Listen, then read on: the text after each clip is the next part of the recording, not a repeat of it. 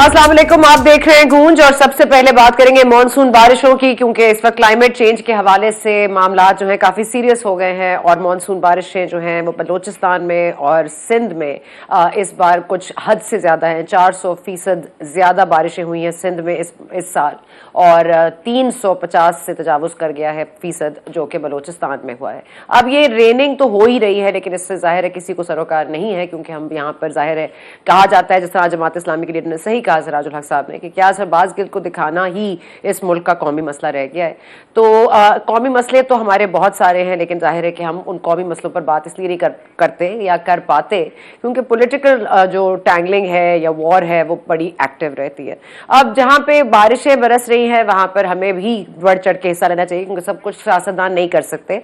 और आज ये आया है कि डोनर्स कॉन्फ्रेंस भी की जाएगी और पैसे दूसरे ममालिक से भी मांगे जाएंगे, क्योंकि हमारे पास अनप्रेसिडेंटेड बारिश की वजह से इतने पैसे नहीं हैं और लोग जिस तरह से बेसरो सामान की कैफियत में बैठे हुए हैं, we have to play our part. तो इसलिए प्लीज़ डोनेट कीजिए whatever you can do अपने अपने एरियाज़ में।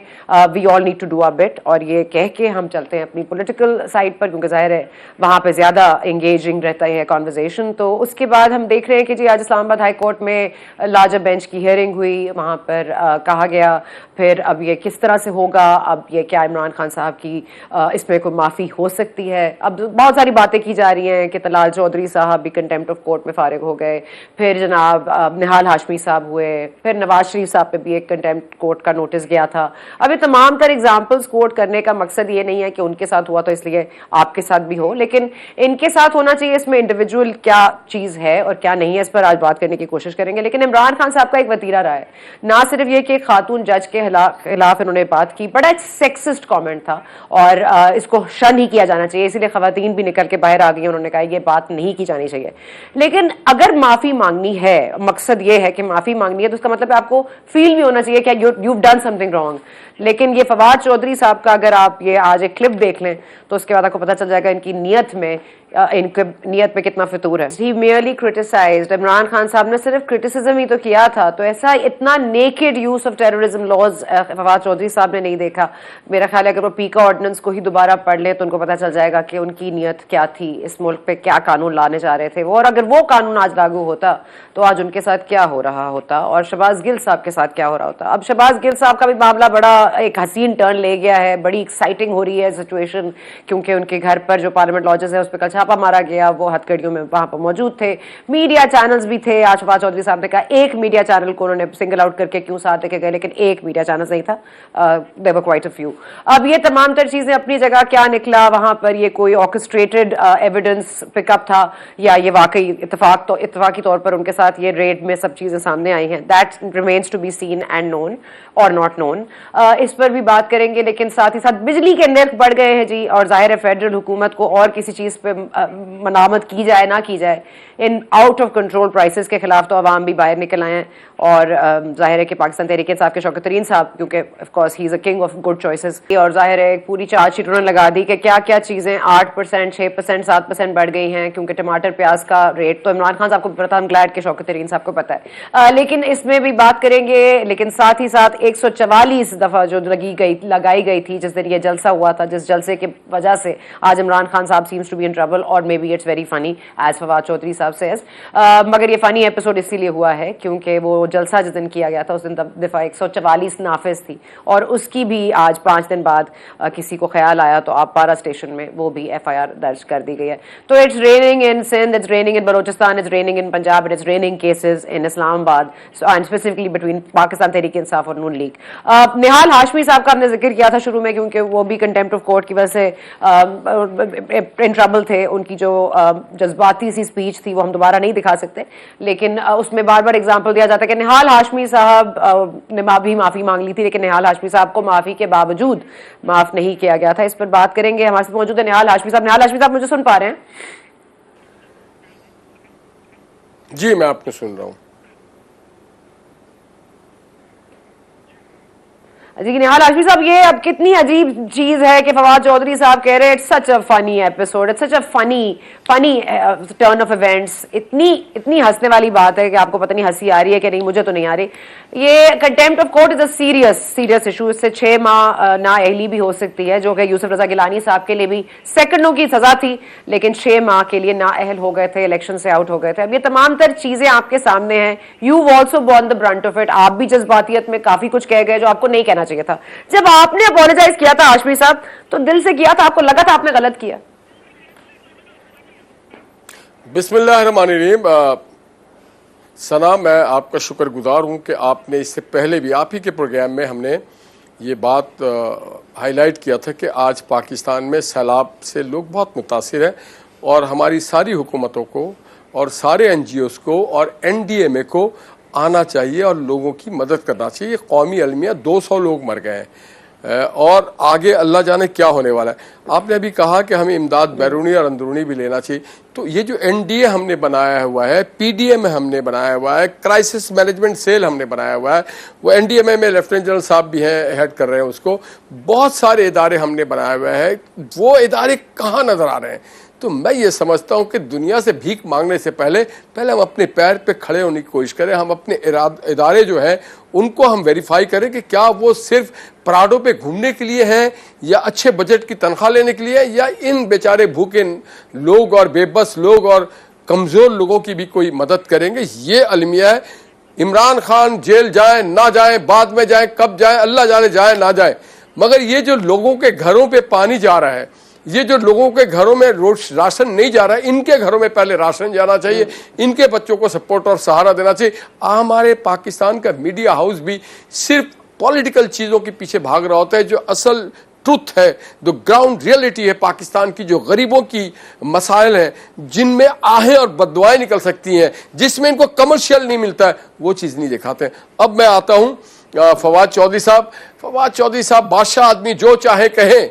आपने ठीक कहा कि उनके वक्त में जब पीका कानून बना था वो क्या था, और उनके वक्त में जितना पाकिस्तान के माशरे पे जुल्म हुआ, जितना सहाफ़ियों पे जुल्म हुआ, जितने मीडिया हाउसेस पे जुल्म हुए, वो कभी दास्तान। उनके दौर में तो लोग प्रोफेसर हथकड़ी लगे हुए आए स्टेचर पे, मुर्दा लोगों को उन्होंने हथकड़ियां लगाई है, प्रोफेसर्स। उनके दौर में वाइस चांसलर्स। किस मुंह से बोलते हैं, मेरे तो समझ में नहीं आता है। अब आप आ जाए कंटेम्प्ट में, जो आपने कहा मैं भी फेस किया है एज ए वकील। मैं आपको एक बात बताना चाहता हूँ, कंटेम्प्ट का 204 का जो कानून है हमारा कॉन्स्टिट्यूशन, वो कहता है कि अगर आप कोर्ट के अंदर कोई प्रोसीडिंग हो रही हो उसको डिस्टर्ब करें, जज का नाम लेके उस कोर्ट के अंदर करें, या कोर्ट में आप गोल गपाड़ा करें ताकि आप उस पर असरअंदाज होना चाहते हो, तो आप पे कंटेम्प्ट लेता है। मुझ पे कंटेम्प्ट तो लगा ही नहीं था, वो तो बस महाराजाओं ने मुझे, मेरी पार्टी को, नवाज शरीफ को पैगाम, मैंने तो कहा था हिसाब मांगने वाले। क्या अदालत हिसाब मांगती है? अदालत इंसाफ मांगती है। तो मैंने तो ना जज का नाम लिया था, ना जनरल का नाम लिया था, ना मैंने कोर्ट का नाम लिया था, ना किसी केस का नाम लिया था। मैंने करप्ट अफसरान जो है, करप्ट लोग, उनके खिलाफ बात की थी। तो मैं इस बात पे मुत्तफिक हूं कि करप्ट लोग जीत गए, मैं सच्चा आदमी हार गया। मुझे अपने उस तकरीर पे कभी शर्मिंदगी नहीं थी, ना है ना होगी। हाँ, मुझे आसिफ सईद खोता साहब ने कहा कि देखिए जी माफ़ी मांग लें, और बहुत अच्छे थे दोस्त मोहम्मद साहब, उन्होंने कहा यार ये एक हमारा पैटर्न है, आप वजीर हैं, सॉरी सेनेटर हैं, वकील हैं, मैग्नामेंट आप दिखाएं जरा सा, आप प्लीज़। हम सजा देने के लिए नहीं। मेरे वकील थे, वो आज भी हैं, सेनेटर है वो मुर्तदा साहब, उन्होंने कहा चलो जी, इन्होंने कहा है ठीक है, उन्होंने ठोक के सजा दे दी। और एक सजा नहीं दी, 3 दे दी, फाइन भी दिया, सेनेट से भी गया, जेल भी गया, नाहल भी हुआ। मैंने इमरान खान की तरह किसी जज का नाम नहीं लिया था। उन्होंने तो मादी में भी चीफ जस्टिस का नाम लेते रहे, अदालतों का नाम लेते रहे, मैंने तो नहीं लिया। तो इस मुल्क में निहाल हाशमी के लिए एक और कानून है, तलाल के लिए और है, दानियाल के लिए और है, मगर लाडली इमरान खान के लिए और है, नवाज शरीफ के लिए और है, मरियम के लिए और है, मगर इमरान खान के लिए और फवाद चौधरी के लिए कोई और कानून है। जुल्म होता हुआ दिखा देते हैं आप शहबाज गिल का। आज चले, मैं एक बात कहता हूँ, शहबाज गिल साहब कल बरी भी होंगे, मगर उनकी इज्जत तो इमरान खान साहब ने खाक में मिला दी। उनके ऊपर जो इल्ज़ाम लगा दिया जिनसी तशद्दुद का, तो बताओ एक आदमी बरी होकर भी बेचारा इज्जतदार नहीं पा रहा। ये इनके पार्टी के कारनामे। आप सिर्फ इख्तिदार के हुसूल के लिए उस हद तक मत जाएं कि किसी को उसकी इज्जत नफ्स को मजरू करें, उसके खानदान की इज्जत नफ्स को मजरू करें। आप उस हद तक ना जाएं खान साहब। आप रोल मॉडल हैं, आइडियल है लोगों के, आपके जबान आपके अल्फाज में वो चाशनी होनी चाहिए और बुर्दबारी होनी चाहिए, वो दयानत होनी चाहिए, वो शराफत होनी चाहिए। आप अल्फाज का चुनौती जोर से बोले, आप हमें हिट करें, मगर इस तरीके से नहीं करें कि अगर बड़े मदीना की रियासत की बात करते हैं तो आप इल्जाम लगाते हैं चोर डाकू। कौन सा नवाज शरीफ ने डाका मारा, उसको उससे बेटे के अकामा पे आपने लिखा दिया, आपने डाकू कह दिया। आपने आईजी को भी इल्जाम लगाया, डीआईजी को भी धमकाया। बड़े धमकाते नहीं है, बड़े उनकी इस्लाह करते हैं। आप कहते हैं कि आईजी साहब आप जरा देख लें, आपके नाक के नीचे कोई गलत काम तो नहीं हो रहा है। मगर आपने जिस तरह से रवैया अख्तियार किया वो गली मोहल्ले के गुंडे करते हैं। एक खातून का नाम लेके आप भरे आम जलसे में कह रहे हैं और वो केस पेंडिंग है, वो जेरे समात है। आप कह सकते थे कि इंसाफ किया जाए, मगर आपने कहा मैं देख लूंगा, मैं केस रजिस्टर्ड करूंगा, मैं छोड़ूंगा नहीं। ये किसी लीडर को, किसी ऐसे आदमी को जेब नहीं देता है जो कहता है कि मैं पाकिस्तान को मदीना की रियासत बनाऊंगा, मैं इस मुल्क से करप्शन का खात्मा करूंगा।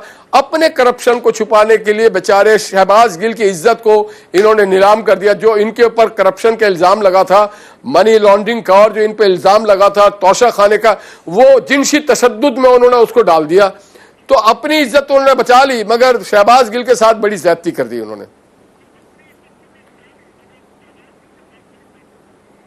ठीक है, शहबाज गिल साहब के साथ तो जो हो रहा है वो तो किसी भी टर्म्स में आप देखिए, क्योंकि वो कह रहे हैं उनके साथ जिनसी ज्यादती भी हुई है, पॉइंट से बाहर निकल रहे हैं। लेकिन मैं ये बात इसलिए करना चाहती हूँ सर, क्योंकि ये बड़ा एक सीरियस एलिगेशन है।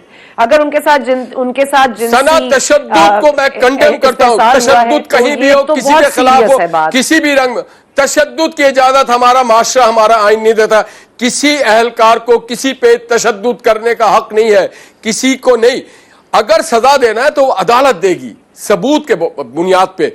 कोई पकड़ के किसी को रोड पे मुर्गा नहीं बना सकता, कोई किसी को थप्पड़, कोई सिपाही भी नहीं मार सकता, क्योंकि यह हक, अगर उसने गैर कानूनी काम किया तो आप अदालत में ले जाएं, चलान करें उसे मजिस्ट्रेट सजा दे, सेशन जज सजा दे या कोई और सजा दे। मगर यह किसी सरकारी अहलकार का काम नहीं है कि पाकिस्तान के एक टैक्स पेयर को आप मार सकते हो रिमांड के दौरान या बगैर रिमांड के। आप तफ्तीश करें, तफ्तीश का तरीका अपना कार है, अपना तरीका। तो हम कभी भी तशद्दुद को पसंद नहीं करते हैं, ना करेंगे।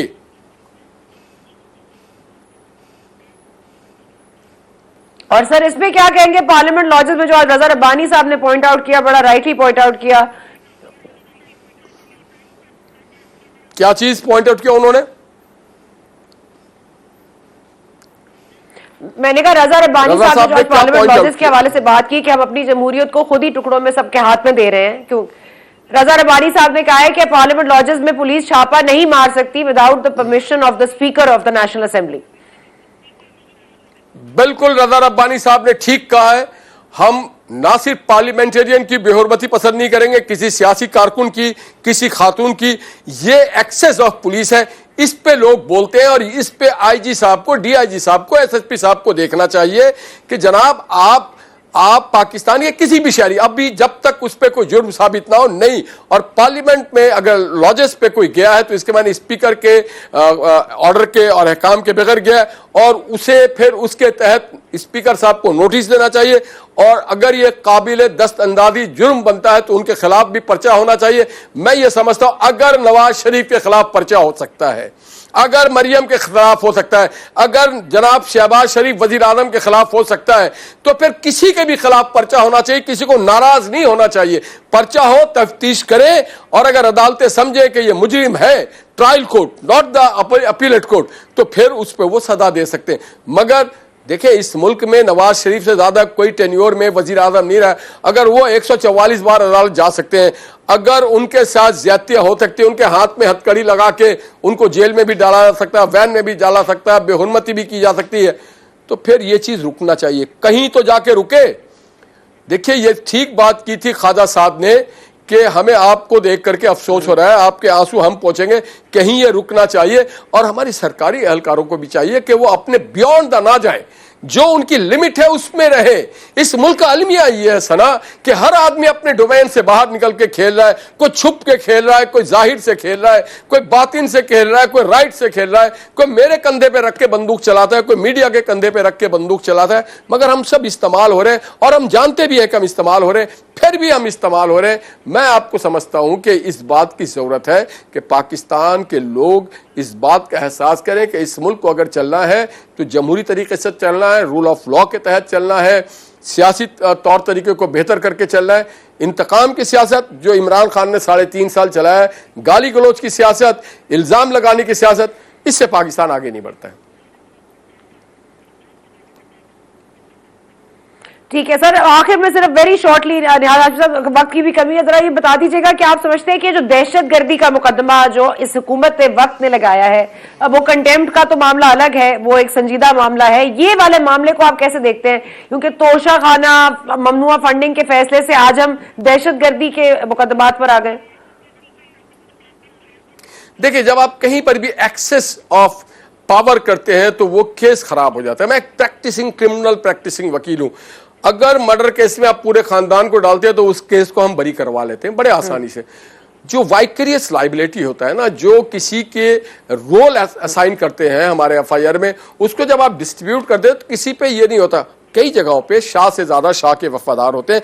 इमरान खान के खिलाफ दहशतगर्दी का पर्चा उस दिन बनना चाहिए था और बन सकता था जिस दिन उन्होंने कहा था कि पाकिस्तान के 3 टुकड़े हो जाएंगे, खातम बदन। उस दिन हो सकता था जिस दिन उन्होंने कहा था कि पाकिस्तान के अफवाज में डिसऑर्डर हो जाएगा। उस दिन दहशतगर्दी होनी चाहिए थी जिस दिन उन्होंने कहा था कि हमारे न्यूक्लियर पावर जो है गैर महफूज हो जाएगा। यह दहशत है कि कौम दहशत अदा हो गई कि क्या हमारा मुल्क डिसइंटीग्रेट होगा। यहां पे इमरान उस दिन होना चाहिए था जिस दिन उन्होंने कहा था मैं इसको फेटी लगाऊंगा, उसको फेटी लगाऊंगा, जाओ जाकर के देख लो, मैं आ रहा हूं। ये दहशत होता है, लोगों को जहन में आप दहशत फैलाते हैं। मैं ये समझता हूं कि जो हमारी प्रोसिक्यूशन डिपार्टमेंट है उसको किसी के साथ वफादारी नहीं चाहिए, उसको आइन के साथ देखिए अगर देखना पड़ेगा उनके एक एक लफ्ज को कि उनके वजह से देखिए दहशतगर्दी की जो तारीफ है ना कि क्या दुकान बंद हो गया, मार्केट बंद हो गई, हड़ताल हो गया, लोग दहशतगर्दा हो गए तो फिर सेक्शन 7 लगता है। यहां पे हर कोई सेक्शन 7 लगाता है और इमरान खान के लिए दहशतगर्दी के पर्चे से ज्यादा उनकी चोरी का पर्चा है, उनके करप्शन का पर्दा है, उनके पाकिस्तान से झूठ बोलने का पर्चा है, उनके राशिद वो क्या है वो बहुत शुक्रिया आशमी साहब, बहुत शुक्रिया।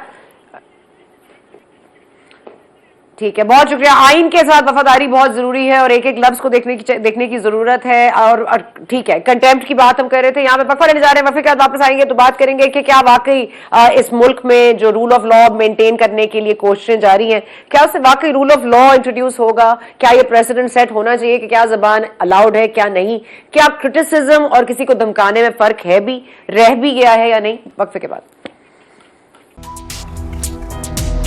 And welcome back. हम बात कर रहे हैं इमरान खान साहब के जो कंटेम्प्ट ऑफ कोर्ट है और साथ साथ जाहिर है सलाह मुतासरीन के लिए जितना आप कर सकें कम है। प्लीज़ अपना अपना बिट डालिए और ऑफ कोर्स हमारे जो इदारे हैं NDMA एट्सेट्रा उनको भी अपने आप को ज़रूर इस वक्त मनवाना भी चाहिए and we should also be seeing them.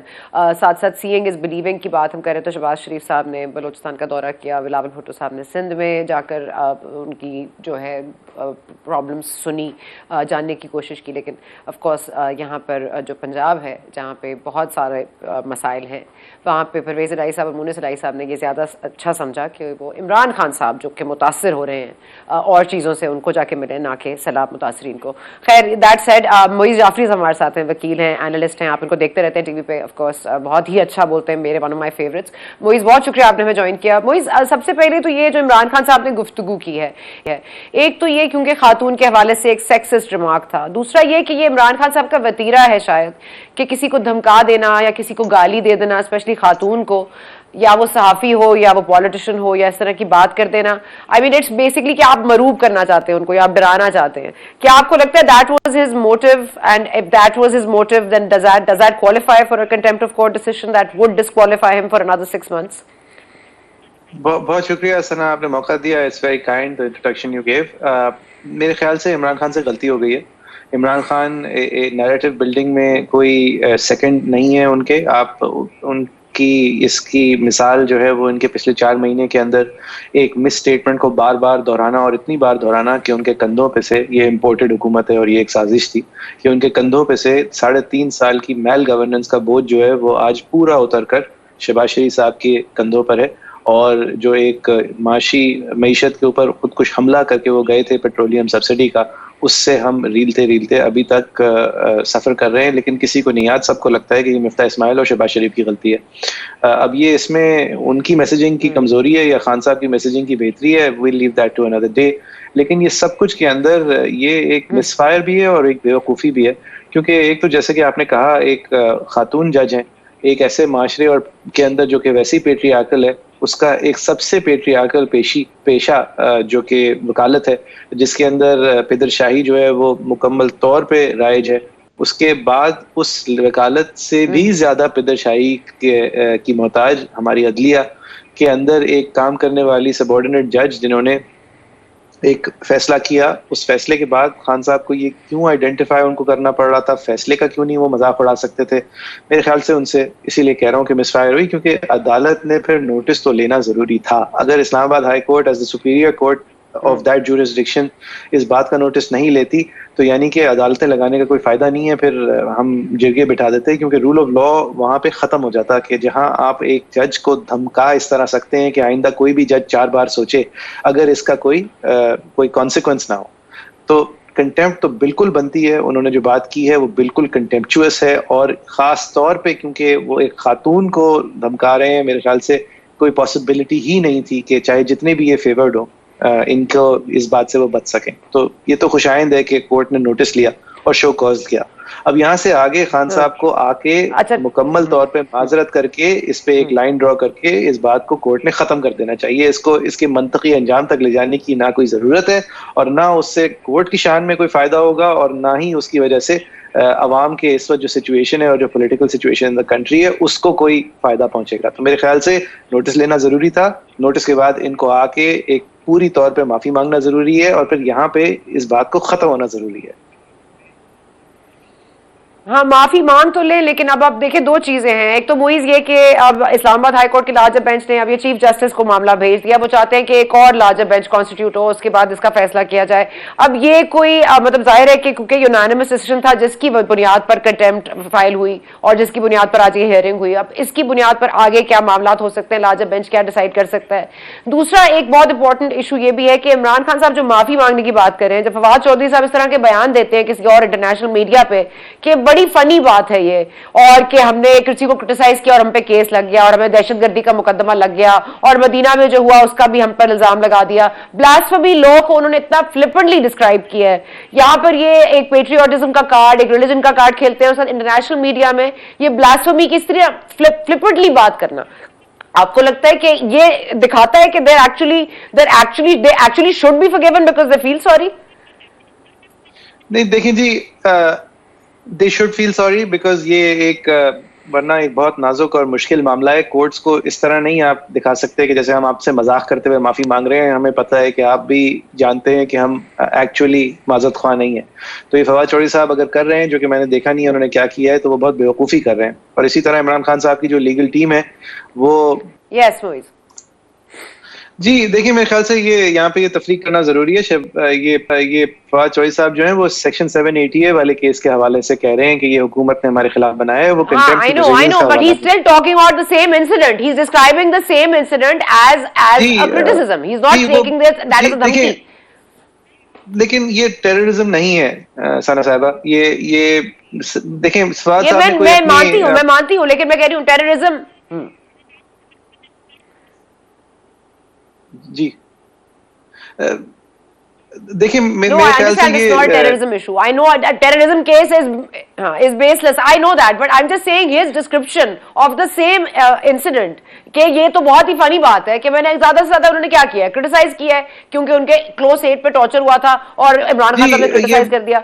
वो क्रिटिसिज्म नहीं था, बेवकूफाना बात है ये। देखिए उनको ये कहना चाहिए था कि ये वो जो भी था, उन्होंने जो भी कहा वो एक हद तक कहा, उसके बारे में हम गौर कर रहे हैं कि क्या करना है। लेकिन ये मजाक है कि ये दहशतगर्दी हो गई।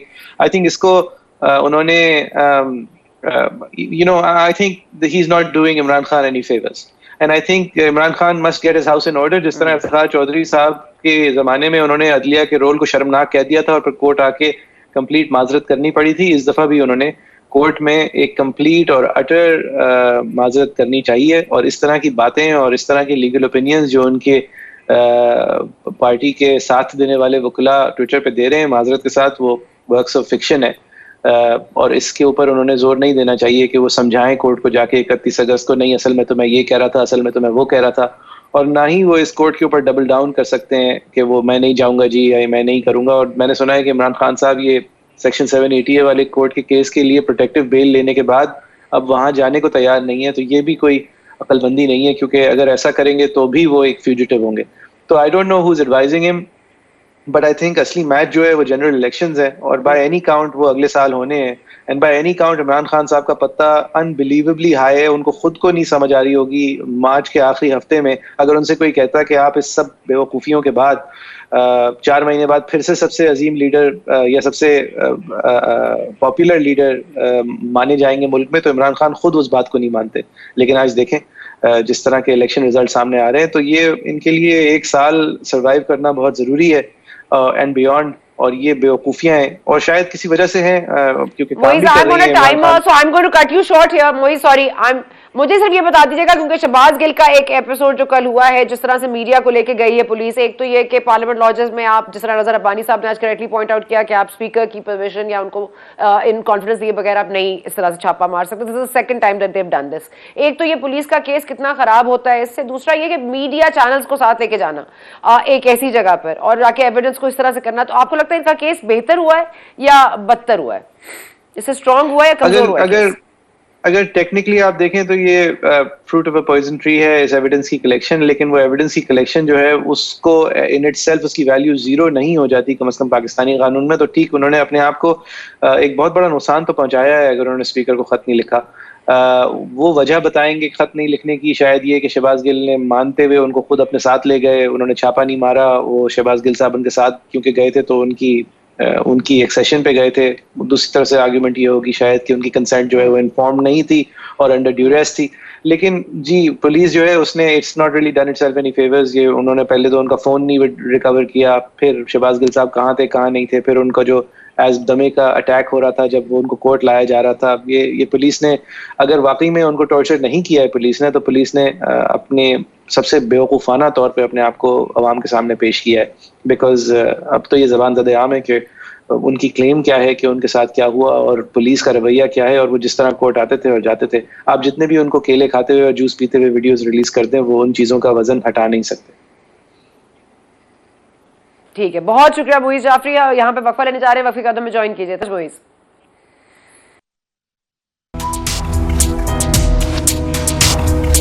क्लाइमेट चेंज के हवाले से मॉनसून सीजन में जो इस वक्त नुकसान हुआ है, वो कहा जा रहा है कि ये तो कोई नुकसान नहीं है जो अगले साल होगा और अगले साल से अगले साल भी होगा। और तो हम प्रिपेयर्ड नहीं हैं बारिशों के लिए वैसे भी, और अगर कोई 400% ज़्यादा बारिश हो जाए तो क्या करें।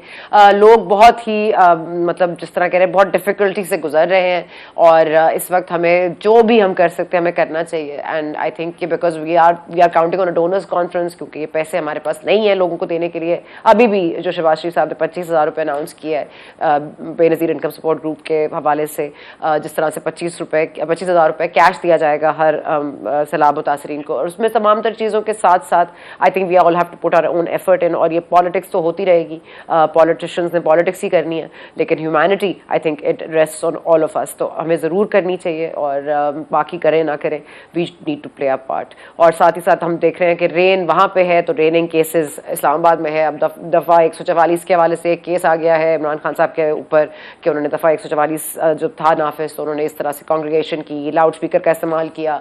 अब इन तमाम तर चीज़ों का एक्चुअल में हुसूल क्या होगा और कौन जेल जाएगा कौन नहीं जाएगा, इससे कता नज़र। इस वक्त बिजली के नर्ख बढ़ रहे हैं, सैलाब मुतासरीन अब की तादाद बढ़ रही है, एरियाज़ में बिल्कुल बर्बाद हो गए। अब इन तमाम तर चीज़ों पर फोकस करने की ज़रूरत है। इन पॉलिटिशियंस को भी सोचने की ज़रूरत है कि इस मुल्क को किस सिमत लेके जाना है। यहाँ पे हमें दीजिए इजाज़त, and we will see you tomorrow.